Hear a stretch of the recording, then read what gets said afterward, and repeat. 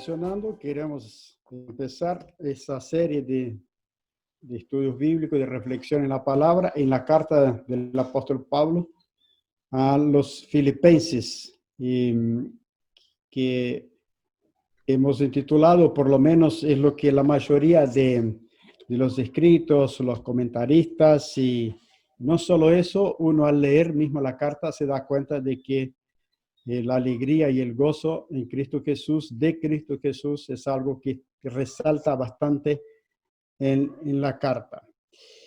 Y para estar arrancando, vamos a hablar un poco sobre el título de la carta. Filipenses deriva su nombre de la ciudad griega Crenides, en 6 antes de Cristo. Filipo II, este muchacho que ustedes ven ahí, es el Pipo de la época de los griegos allí, padre de Alejandro Magno, conquistó la ciudad y la nombró Filipos en su honor. En el año 1668 a.C., el Imperio Romano conquista Macedonia. Filipo recibe la distinción de ser una colonia romana, o sea, viene a ser una Roma en miniatura. Y eso es un dato importante porque eso va a reflejar las personas que vivían en esta ciudad. Fíjense que en la época misma, en ese mismo periodo interbíblico, en el año 356, y tenía otro nombre, ¿no? Y era griega, ¿no? La ciudad. Y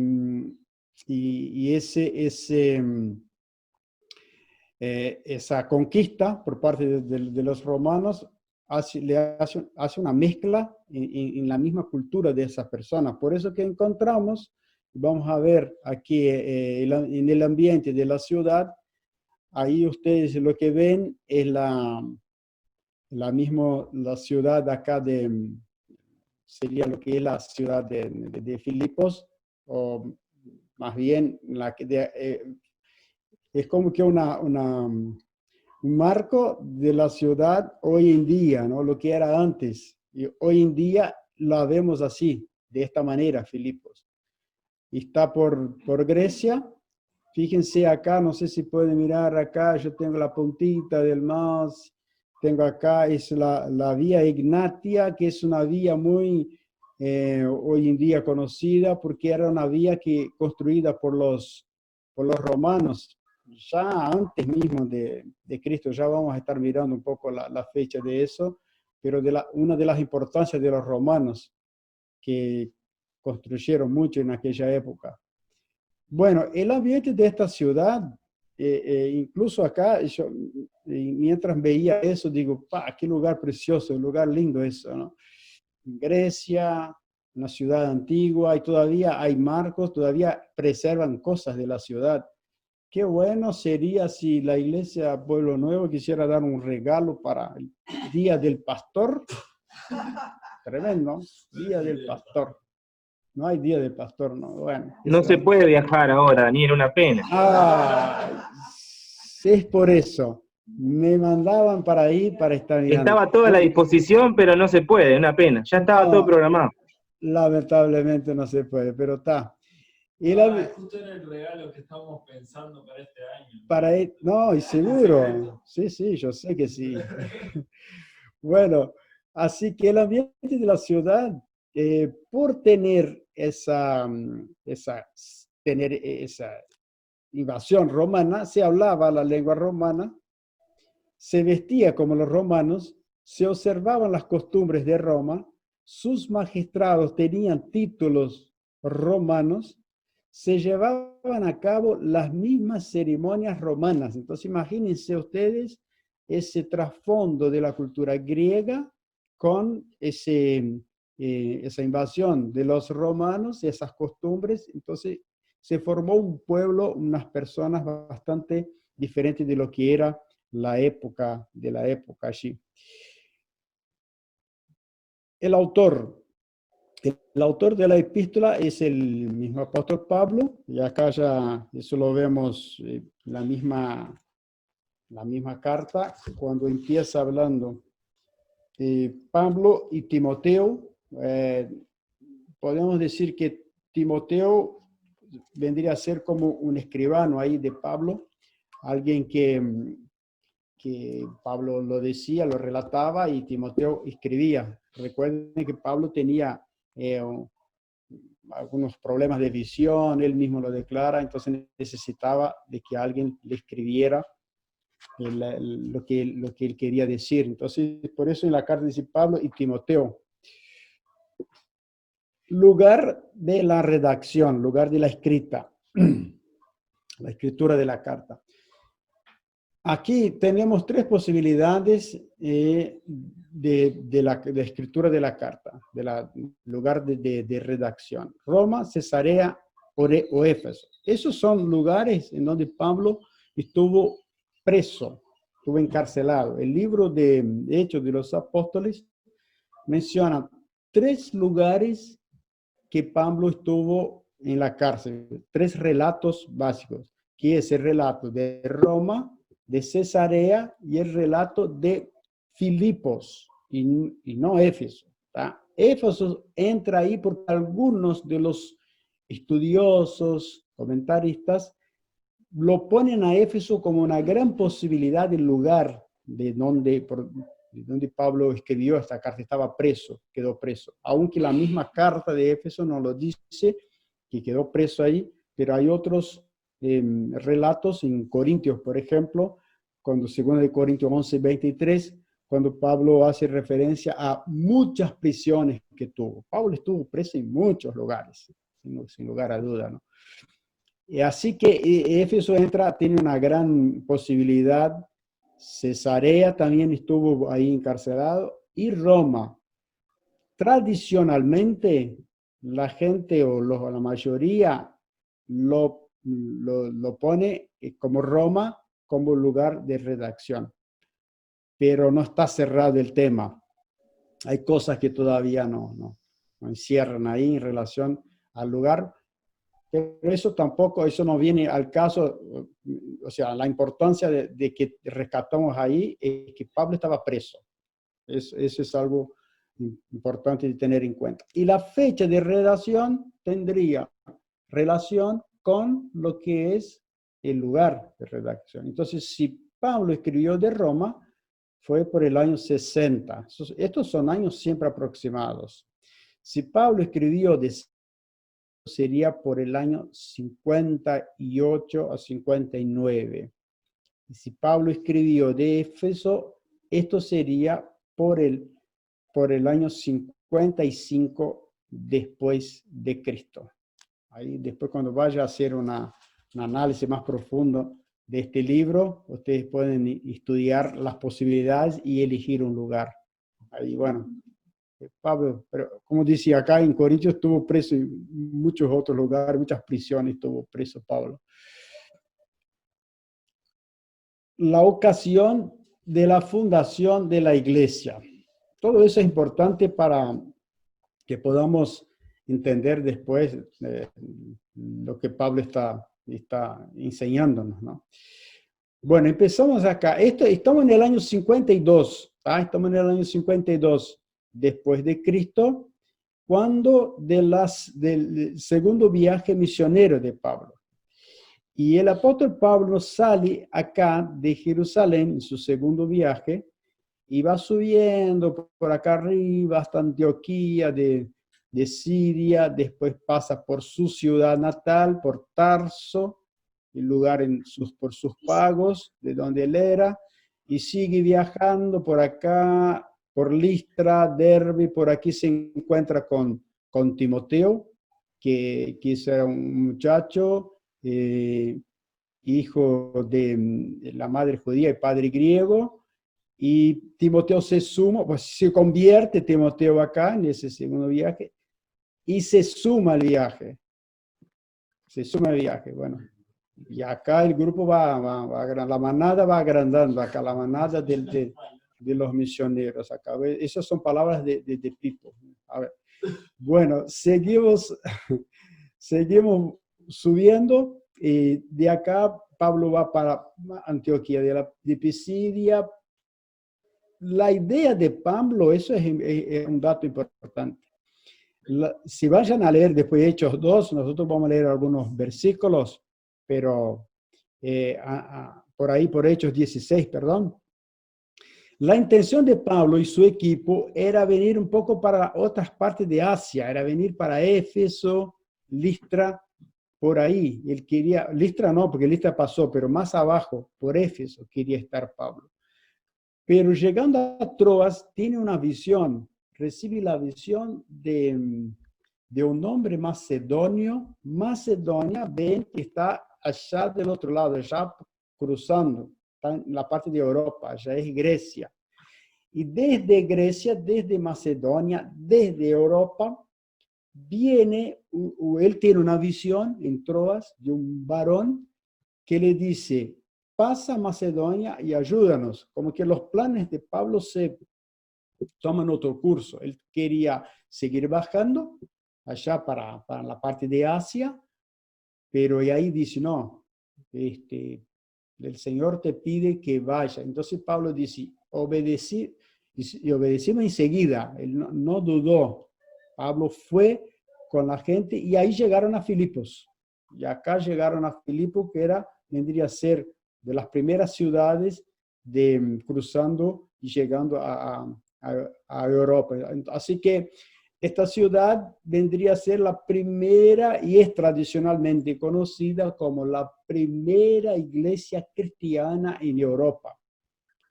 Incluso hay templos hoy de Santa Lidia, una iglesia de Santa Lidia. Yo quiero conocer, ¿viste, gente? Quiero conocer la iglesia de Santa Lidia, que está por ahí, el monumento. Bueno, vamos a seguir hablando de este contexto, ese trasfondo de la epístola. Ocasión, entonces, esa es la ocasión de la fundación. Y seguimos con la fundación en sí, la fundación de la ciudad, de la iglesia. Eso ustedes lo van a encontrar en Hechos 16. Yo voy leyendo el texto. De allí, o sea, de Troas, de aquel lugar de allá de Asia, de allí a Filipos, que es una ciudad principal de la provincia de Macedonia, una colonia romana. En esta ciudad nos quedamos por varios días.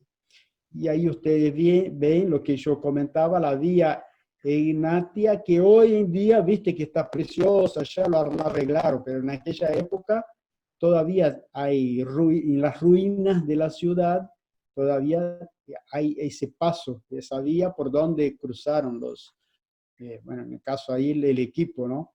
Esa vía construida por los romanos alrededor del año 146 para unir las diferentes colonias romanas. Este es uno de las grandes contribuciones de los romanos hacia el mismo cristianismo. Facilitó grandemente las vías de comunicación. Así que llegaron por allí. Luego, el sábado, salimos a las afueras de la ciudad y fuimos por la orilla del río, donde esperábamos encontrar un lugar de oración. No había sinagoga. Nos sentamos y nos pusimos a conversar con las mujeres que se habían reunido. Una de ellas, que se llamaba Lidia, adoraba a Dios. Era de la ciudad de Tiatira y vendía telas de púrpura. Mientras escuchaba, el Señor le abrió el corazón para que respondiera al mensaje de Pablo. Cuando fue bautizada con su familia, nos hizo la siguiente invitación. Si ustedes me consideran creyente en el Señor, vengan a hospedarse en mi casa. Bueno, Pablo no dudó, junto con la gente que estaba allí, y fueron para allá. Y fueron para la casa allí de Lidia, que es posiblemente en donde empieza la iglesia. La iglesia empieza en la casa de esta hermana. Y aquí al lado ustedes ven en la foto, eso también hoy en día acá tenemos la capilla del aire libre ortodoxa griega, moderna, en lo que se dice que es el sitio donde Lidia fue bautizada.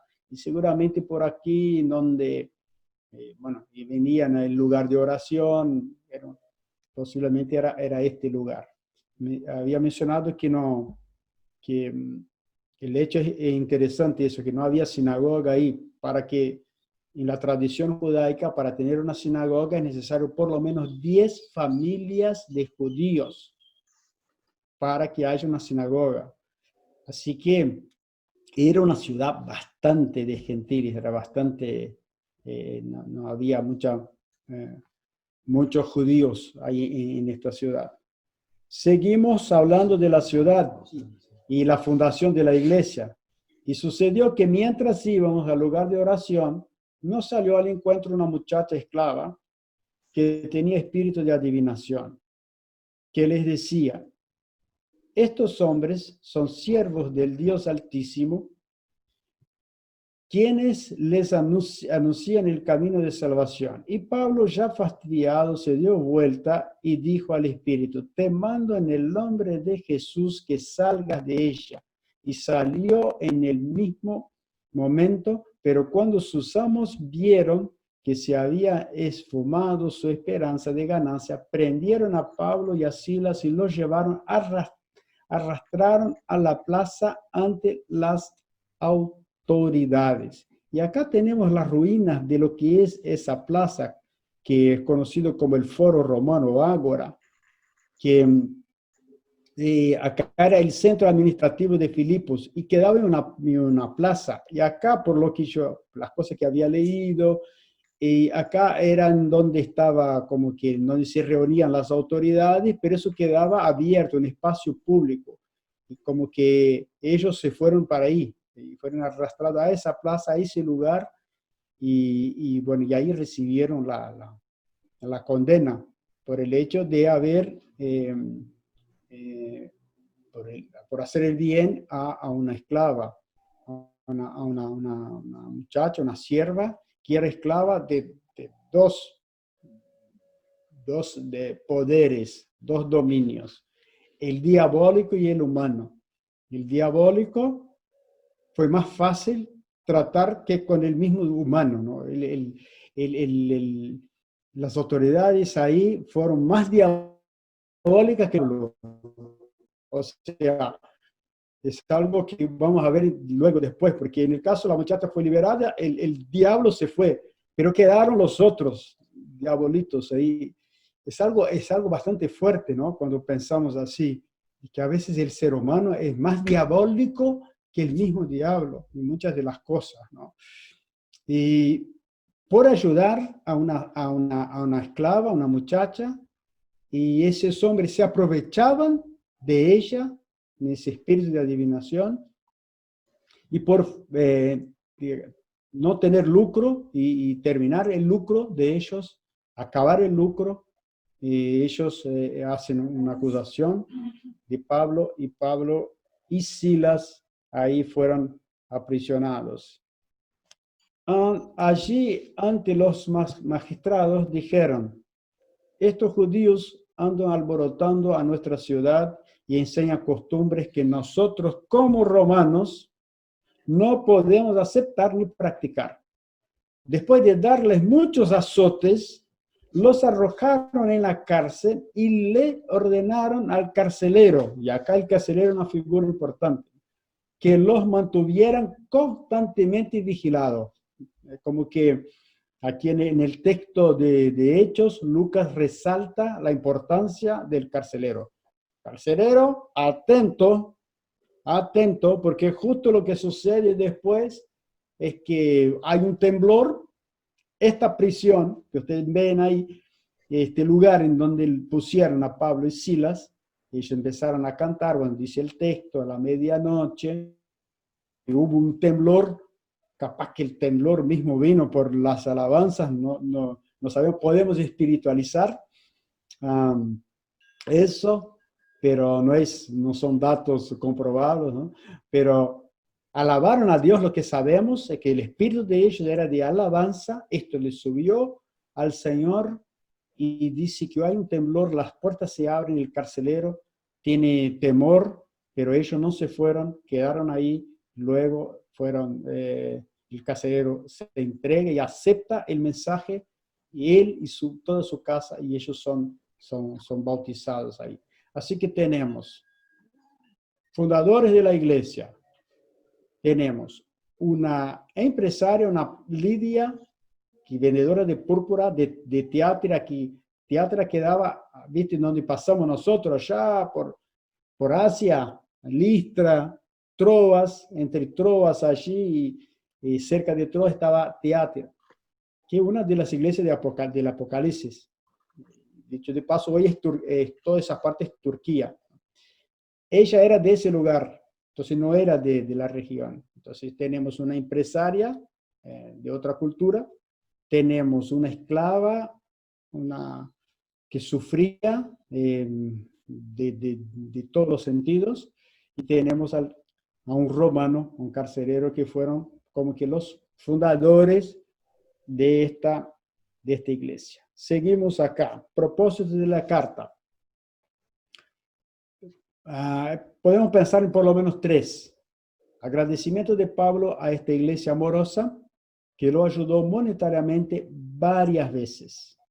Eso, ustedes luego en la lectura de la carta vamos a estar mencionando esto. Alentar a los filipenses en medio de las falsas enseñanzas. Hubo por ahí un momento de falsas enseñanzas. También vamos a estar mencionando esto. Alentar a los creyentes de Filipos a gozarse aún en medio de la persecución interna y externa. Entonces, un poco eso es el propósito, que lo vamos a estar mirando a medida que vayamos leyendo los textos. Vamos a explorar estos temas. Tema central de la carta, esto sí, lo tenemos para ese tiempo. El versículo 4 de Filipenses 4:4. Regocíjense en el Señor siempre. Otra vez les digo, regocíjense. Así que ahí ya tenemos nuestro tema para nuestros próximos cultos, nuestras alabanzas. Bueno, alegría del Señor, alegrar en el Señor, no mirando circunstancias, no mirando las cosas difíciles. Alegrémonos en el Señor. Es el llamado que nos va a hacer esta carta. Y bueno, acá les paso rápidamente una especie de bosquejo de los capítulos, aunque no vamos a tratar específicamente así en cada capítulo, pero sino que esto es lo que trata de manera general la epístola. Alegría a pesar de las circunstancias, alegría a pesar de las personas, que muchas veces son los ladrones de la alegría, alegría a pesar de la preocupación por las cosas terrenales, alegría a pesar de la preocupación y de la ansiedad. Es un poco generalizando. Nosotros, nuestra propuesta es estar trabajando más detallado los temas. No vamos a trabajar por capítulos, vamos a trabajar más por temas. Y entonces, a veces un capítulo podemos tener 2 charlas, ¿no? 2 tiempos, 2 domingos. Así que entramos en la carta en sí. Ahí tú tienes tu Biblia ahí en Filipenses capítulo 1, y vamos a leer el saludo de Pablo. Hoy nosotros vamos a estar leyendo del 1 hasta el 11, ¿tá? Y empecemos con ese saludo del apóstol Pablo. Pablo y Timoteo, siervos de Cristo Jesús, a todos los santos en Cristo Jesús que están en Filipos, con los obispos y diáconos. Gracia a ustedes y paz de parte de Dios nuestro Padre y del Señor Jesucristo. Aquí lo que queremos destacar en ese saludo es que Pablo hace una mención y nos habla de por lo menos dos dimensiones de la iglesia. Hoy quizás podemos hablar de tres dimensiones, porque una es la espiritual, a todos los santos que están en Cristo, es una dimensión de la iglesia, y a todos los santos que están en Filipos, o sea, una dimensión geográfica, física, un local, una iglesia local. Entonces, una iglesia que tiene esa dimensión. Y hoy por hoy podemos hablar en la dimensión virtual, ¿no? Las iglesias de Zoom, bueno, las iglesias que hoy por hoy estamos teniendo una otra especie de dimensión. Pero lo importante de remarcar eso es que la iglesia no está limitada a ese espacio físico, a ese espacio geográfico. La iglesia, ella está en Cristo Jesús. Ella tiene ese gran plus de fuerza para la iglesia, que es estar en Cristo Jesús. El apóstol Pablo va a desarrollar mucho la teología en Cristo. En el libro de Colosenses va a hablar bastante de eso, pero es la idea de que no estamos en Montevideo. Pertenecemos, es parte de lo que es nuestra iglesia, la dimensión de lo que es. No estamos en Zoom virtualmente. Es parte, en ese momento estamos manifestando, estamos como iglesia en esa dimensión. Pero más que todo, estamos en Cristo Jesús. Estamos escondidos en Cristo Jesús. Es lo que el apóstol Pablo va a decir más adelante en Colosenses mismo. Dice que nosotros estamos escondidos en Cristo Jesús. Y es una idea bastante linda de la teología paulina porque es como que si alguien te persigue, si alguien quiere hacerte daño, estamos escondidos en Cristo, estamos en Cristo Jesús. ¿Sabe que eso me hace recordar una anécdota de la época de los chicos, los niños cuando eran pequeños? Y por ahí ya Débora, bueno, no está Andrés, ¿no? Pero Débora, Pipa, decía, ay, no, otra vez. Vivíamos nosotros en São Paulo, allá en la casa de mi suegro, que él tenía en la parte de atrás, era en donde quedábamos nosotros, había un apartamento, había un pasillo, un área, y estaba su casa. Y ellos eran chiquitos, Felipe todavía era un bebecito, tan chiquito, ¿no? Era un Julián. Era un Juliancito. No, era como claro. Era un clarito, un clarito. Bueno, Débora ya un poquito más grande y Andrés está bien, más grande. Y resulta que, mira lo que pasaba. Cuando estábamos allá atrás, en el apartamento chiquitito, apartamento atrás de la casa, estábamos con ellos y ellos estaban allí en cuarentena, que se enojaban y querían hacer las cosas y bueno, les rezongaba por algo que habían hecho mal, o porque estaban enojados, o porque hicieron algo malo. ¿Saben lo que hacían? Disparaban, salían corriendo por el pasillo y se metían allá en el cuarto del abuelo, que estaba acostado en una cama, que el abuelo quedaba allá, y se metía abajo de escondidos, y estaba el abuelo tapado de las frazadas, quedaban abajo. Incluso sí, Débora era la que más hacía esto, era terrible. Y yo salía corriendo y digo, ¿dónde está? Y cuando miraba que llegaba ya para arrancarlos de allí, ¿sabe qué hacía el abuelo? Decía, no, no está aquí. Y se reía y decía, no. Y yo digo, ay, ahí volvía y le decía, Clelia, anda a hablar con tu padre. Bueno, era una historia. Poco tiempo, poco tiempo. Pero ¿sabe una cosa? La palabra portugués abajo es embaixo. Embaixo, ¿no? Entonces, ellos quedaban embaixo do cobertor, abajo, adentro, metidos de la frazada, ¿no? Cobertor. Nosotros estamos en Cristo, como que estamos protegidos, guardados por Cristo. Nada nos puede atacar. Si algo nos persigue, si algo quiere hacernos daños, si hay padres, bueno, en ese caso no eran padres malos, pero padre que quería hacer disciplina, estamos en Cristo. Él nos va a acoger, Él nos va a guardar, nos va a sostener. Y digo más, y como iglesia, eso es algo lindo, ¿no? De la teología paulina. Así que lo que nos define como iglesia es nuestra condición en Cristo Jesús.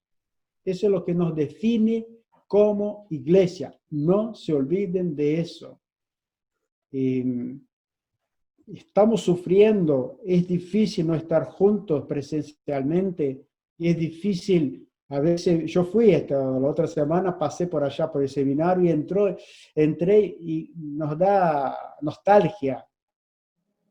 Aquí nos encontramos con los hermanos, pero eso no nos define como iglesia, por sobre todo lo que nos define como iglesia es nuestra condición en Cristo Jesús.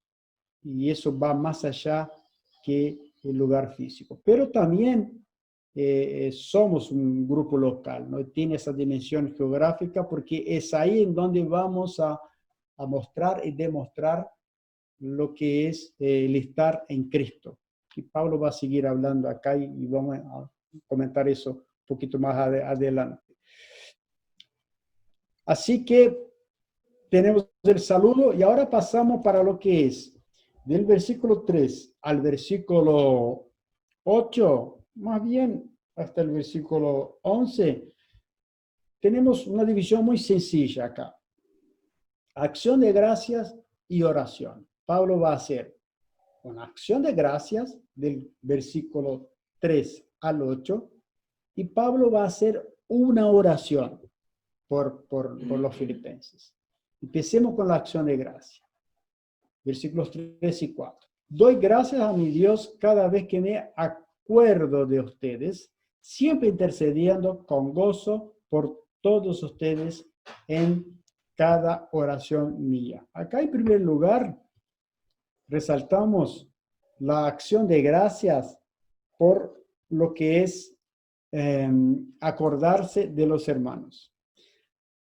Acción de gracias por lo que eran los hermanos. Entonces Pablo, me puedo imaginar allí, en aquel lugar, en aquella cárcel, sea romana, sea en Efesio, sea en Cesarea, estaba allí Pablo, y empieza a recordar de esa chica que ha sido esclavizada tanto tiempo por el diablo y por los otros, y ahora estaba liberada, el poder del evangelio en su vida. Empieza a recordar a Lidia cuando estaba por allí y la amabilidad de llevarla a su casa. Empieza a recordar a este hombre, el carcelero, que estaba preocupado, temeroso de que algo le podía pasar cuando la alabanza y el evangelio, el poder del evangelio llena su vida. Entonces empieza a recordar el poder del evangelio transformador en la vida de ellos, cómo transformó la vida de aquellos hermanos. Porque dice, cada vez que me acuerdo, doy gracias a mi Dios. Eso es algo lindo. Después lo otro, siempre intercediendo con gozo por todos ustedes en cada oración. Fíjense, Pablo estaba preso. Pablo no solo ahí, porque él dice siempre intercediendo, significa que cuando no estaba preso, también intercedía. Así que Pablo tenía la oración como una disciplina en su vida y lo hacía con gozo. lo hacía con alegría, no era pesado reunirse para interceder y para orar por los demás, para Pablo. La oración era una disciplina que hacía parte de su vida y no era pesado. Ay, no, otra vez reunión de oración. No, por favor. Claro, este es un ejemplo, pero no, la oración no se limita a esto, a un encuentro. Tampoco eso no puede ser carga, y que a veces sabemos que uno a veces no puede estar yendo o no puede participar, no significa que no esté orando, porque cada uno tiene sus otros compromisos, pero la oración va más allá que un día, que un momento. Lo que resaltamos acá es cómo lo hacemos cuando estamos en donde estamos, sea en casa, sea en grupo con la iglesia, sea, hay gozo en interceder siempre. La oración es parte de la disciplina nuestra. Entonces, esto me levanta tres preguntas. La primera, en relación a lo que Pablo se recordaba de ellos. ¿Qué tan poderoso y transformador ha sido el Evangelio en ti para que otros se recuerden y den gracias a Dios por su vida? Y ahí nos ponemos a pensar, ¿no? ¿Qué tanto poder el Evangelio ha hecho en mi vida y ha transformado en mi vida? Y cosas que yo he podido manifestar a otros y otros dan gracias por ver el poder del Evangelio en mi vida. Para que estemos pensando. Y segundo, otras preguntas. ¿Qué tan encerrado te encuentras para no ejercer la disciplina de la oración? Pablo se encontraba encarcelado, preso, pero eso no limitaba el orar, no lo limitaba. A veces estamos encerrados nosotros y bueno, ahí cada uno tiene que quizás definir eso, ¿no? ¿Qué tan encerrado me encuentro para no orar? ¿Qué tan ocupado me encuentro para no interceder por los demás? Nos enseña esta acción de gracia, nos da estas enseñanzas. Algo para que estemos siempre atentos, ¿no?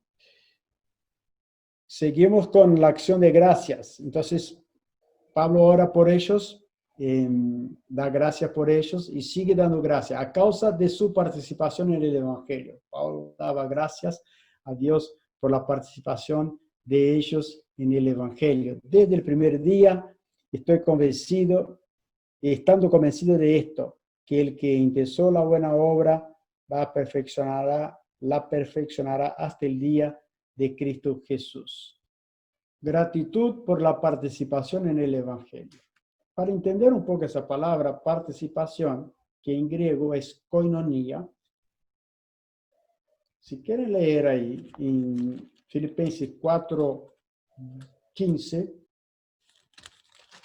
vamos a ver algo que nos ayuda a entender el concepto de koinonia.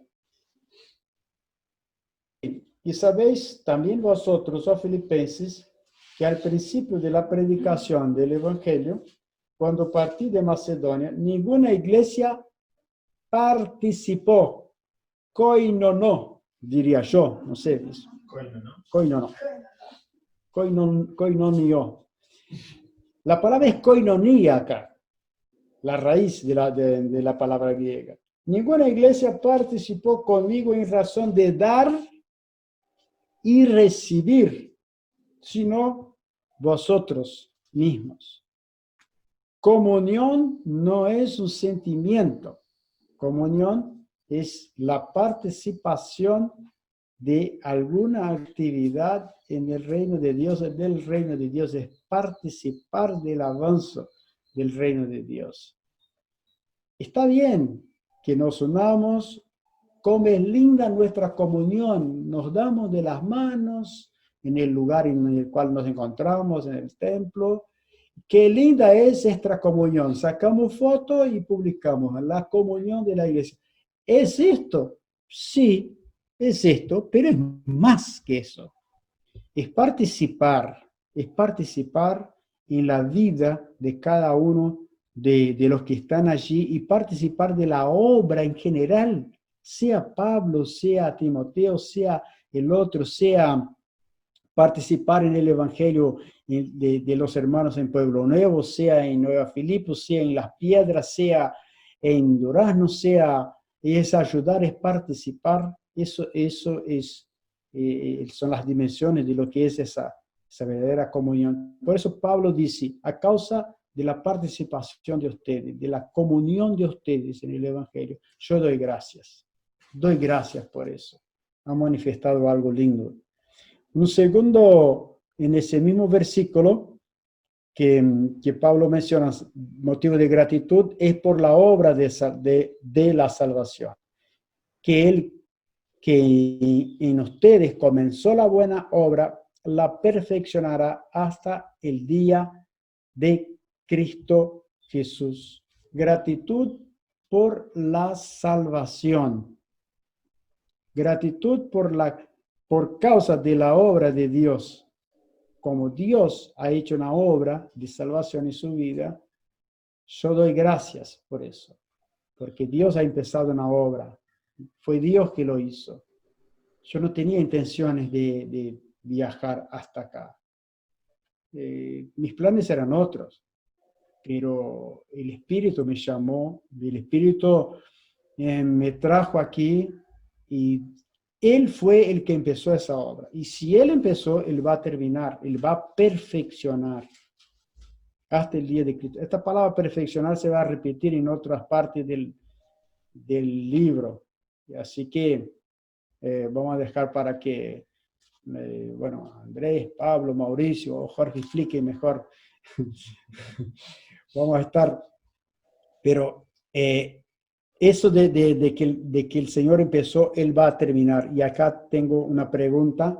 ¿Ha comenzado Dios una obra en tu vida? Si Dios ya ha comenzado a trabajar en ti, seguramente será muy difícil escapar de sus brazos insistentes y amorosos. Estas son palabras de Russell Shedd, que es un profesor que yo tuve en el seminario, un teólogo contemporáneo, y él escribe en su libro esa frase que me pareció muy cierta, porque si Dios comienza una obra, Él no te deja, no te va a dejar, no te va a abandonar, sea en tu vida, sea en la vida de tu familia, y obra de salvación. Y de repente si tú estás escuchando y dices, Dios ha hecho una obra de mi vida, pero esa salvación necesita ser desarrollada, necesita ser trabajada, cosa que también vamos a dejar para que los otros después lo expliquen bien. Pero es un trabajo, la salvación no es algo estático, es un proceso que se da en la vida, pero es Dios que empieza y es Dios que perfecciona y es Dios que va a terminar. Y si Dios empezó una obra, no resulta luchar. Puedes luchar, puedes salir, puedes negar, puedes desanimarte, puedes dejar de ir a la iglesia, puedes dejar de orar, puedes dejar un montón de cosas, pero si Dios empezó una obra en tu vida, Él no te va a abandonar. Él te va a seguir cinchando hacia Él. Cinchando hacia Él. Y les voy a leer en el final un testimonio de un escritor de uno de los himnos ahí conocidos, tengo acá el nombre por ahí, yo lo tenía, John Newton, que escribió Sublime Gracia. Él cuenta de su testimonio de cómo Dios lo atrajo. Y ahí la manera como Dios lo trajo a él, a Cristo Jesús, él escribe ese himno tan lindo. Aquí lo vamos, es parte de nuestra meditación ahora para el final. Y antes que me olvide, déjame agregar eso, porque es algo importante para nosotros como iglesia y ustedes que son padres también de niños chiquitos. Sabe que John Newton, en su conversión, él tenía hasta los 6 años de edad, él vivía con sus padres y tenía una enseñanza cristiana y aprendía versículos bíblicos y y era chiquito y tenía enseñanza bíblica, una escuelita para John Nilton. Y los padres mueren y él queda huérfano. Y va a vivir con otra familia que no tenía el temor de Dios. Luego él se escapa, se fuga y se pierde en la vida. Y va a ser un comerciante de whisky y un comerciante de esclavos. Hasta que Dios lo encuentra, lo agarra, lo atrae, y él sabe en su testimonio qué es lo que recuerda a él, cuál fue el punto cuando cuando era chiquito y aprendía de los versículos bíblicos. En ese momento dice que recordó lo que había aprendido a los 6 años de edad. Y es atraído por ese, porque Dios empezó la obra. Dios empezó. Y Él no te va a abandonar. Él empezó la obra en tu vida y no va a dejar. Entonces, si tú tienes quizás tu hijo o un familiar que de chiquito que ahora está lejos de la fe, sigas creyendo que el trabajo de Dios no es en vano. Pablo daba gracias a Dios entonces por la obra de salvación en la vida. Y ahora por fin, y ya finalizando acá el texto, tenemos una oración. Entonces Pablo hace una oración, tiene acción de gracias y ahora él va a orar. Dice, esta es mi oración, que vuestro amor abunde aún más. Aún más, Pablo. No, pero mira que ya hemos hecho bastante.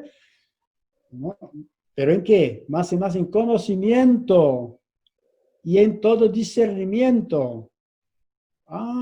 ¿Y cómo es eso de amar a Dios con más conocimiento y con más discernimiento? Para que puedan aprobar las cosas mejor, para saber qué es lo mejor. Ustedes ya están amando, pero yo oro para que oren, para que aumente el amor de ustedes a medida que vayan conociendo y discerniendo en qué cosas estar amando o entregando, en el caso ofrendando, para que ustedes puedan aprobar qué se puede hacer de mejor. Y eso nos viene mucho a nosotros, en el sentido de que hoy por hoy a veces no sabemos a quién ayudar, a ese, a aquel, al otro, y son tantas personas para ayudar. Señor, ¿cómo y dónde? ¿Cómo demostrar el amor? Bueno, Pablo decía, oro para que ustedes puedan tener discernimiento y conocimiento, y conocer, descubrir, saber, orar por misiones, conocer más sobre los misioneros y tener un discernimiento. El amor como algo que está vinculado a eso, es interesante esa idea, ¿no? Conocer para saber escoger mejor. Y no solo eso, sino que yo quiero que ustedes con ese amor ahí, que vinculado al conocimiento y al discernimiento, que ustedes sean sinceros y irreprensibles en el día de Cristo y llenos de frutos de justicia, fruto que viene por medio de Jesucristo para gloria y alabanza de Dios. Oración por un amor abundante. Un amor abundante. Entonces, Pablo lo que quiere es que ellos, a través de la demostración de ese amor, ellos puedan ser sinceros. Y la palabra sincero ahí es una palabra que ya hemos hablado de ella, ¿no? Tiene dos sentidos. El sentido griego es una palabra que tiene divididas en dos partes, una parte que significa sol, otra parte significa juicio. Entonces sería la idea de ser juzgado ante el sol o frente al sol. Entonces un poco esa idea de que cuando uno se encuentra con Dios, como que frente al sol, frente a la luz, vamos a ver cómo somos y cómo estamos. Y la otra idea que viene de la palabra latín, que significa sincera, o sea, las personas que no tienen ningún tipo de falsedad, ¿no? en su vida. Un lindo florero o algo así de cerámica, y se rompe, no pongas cera, porque si agarras la cera vas a poner en el sol y el sol te va a mostrar que tiene cera. Entonces la idea es que no tengamos esa marca de falsedad o de hipocresía, un poco esa idea, y ser irreprensible en el día de Cristo Jesús. Finalizando entonces, recordando